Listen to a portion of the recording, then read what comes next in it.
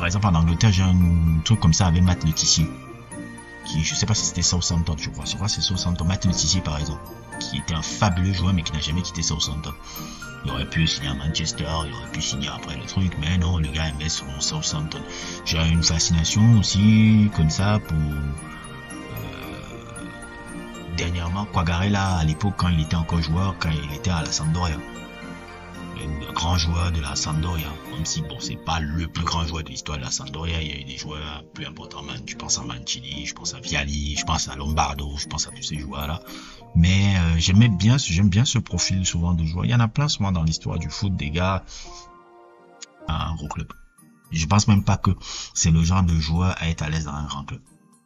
Il est bon dans un club middle class, familial un peu comme ça, qui rappelle un peu le truc familial où les gars ils sont en famille et la famille vient le week-end le regarder jouer. Je sais pas, ça rappelle un peu un foot. Les grands joueurs de moyens clubs me rappellent un foot que j'aime. Je me rappelle un peu le très beau joueur, le Ribéry s'il avait fait un super héros là avec Naples là aussi là, avec il est du Liechtenstein. Comment ça s'appelle encore son pays là? J'oublie, je vais sortir son nom là. J'oublie, je n'arrive jamais à dire son nom. Celui qui formait un fabuleux duo avec Osimhen là. J'ai vu qu'il est venu au PSG. Le PSG a vraiment fait un très bel achat. Bon, la manière dont il a un peu été traité par les supporters de Naples, je trouve un peu que c'est injuste. Quelqu'un qui vous a rapporté un titre de Serie A, de trucs. Même la manière dont vous avez traité Osimhen, je trouve que c'est pas cool. Les supporters de Naples, c'est un peu bidon ce que vous faites à ces gars-là. Ils vous ont rapporté un titre. Parce que je pense pas que c'est eux qu'il faut attaquer. Attaquez-vous, par exemple, aux dirigeants qui laissent partir ces mecs-là. Ce même problème est arrivé avec Higuaín il y a quelques années. Qu'est-ce que les dirigeants de Naples font pour que ces gars-là ne restent pas? Oui, ok, il y a un moyen de vouloir gagner parfois un plus grand salaire, un plus grand prestige, mais comment ça se gère vraiment? Parce que j'ai vu, à Naples, il y a toujours eu ces problèmes-là. Il y a eu ça avec Higuaín, il y a eu ça avec... je dirais un peu Cavani, c'était un peu ça, Cavani à un moment donné, quand il est parti de Naples au PSG.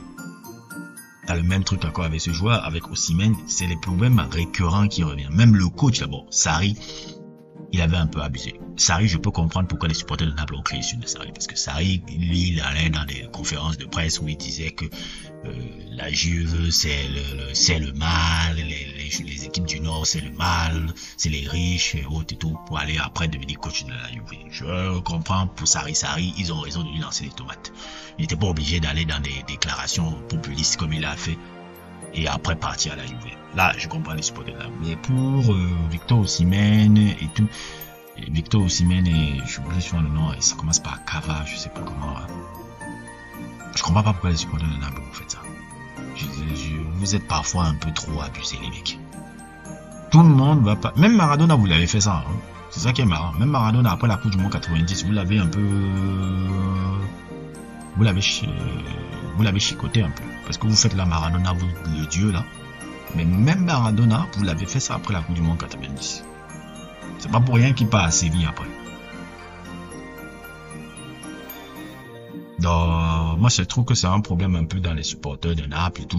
Parce que j'ai vu ils ont déchiré les trucs. J'ai dit, oh, les gars, arrêtez. Le gars vous a donné un championnat. Il y a 2 ans. Naples a combien de titres de champion? Il n'y en a que 2. Non, arrêtez. Arrêtez les mecs. Vraiment. Sincèrement. Bref, c'était un peu mon numéro du jour footballistique. Les matchs ne m'ont pas trop emballé cette semaine. Je n'ai même pas trop regardé, je vous assure. Mais c'était des belles réactions là. N'hésitez pas à liker. N'hésitez pas aussi à vous abonner à ma nouvelle page qui est sortie là, qui est la page un peu annexe qui s'appelle Sorcerer Live, où je livre aussi des réactions très live là-bas. Je vous mettrai le lien en description. N'hésitez pas à liker. N'hésitez pas à vous abonner. Et à plus pour d'autres aventures.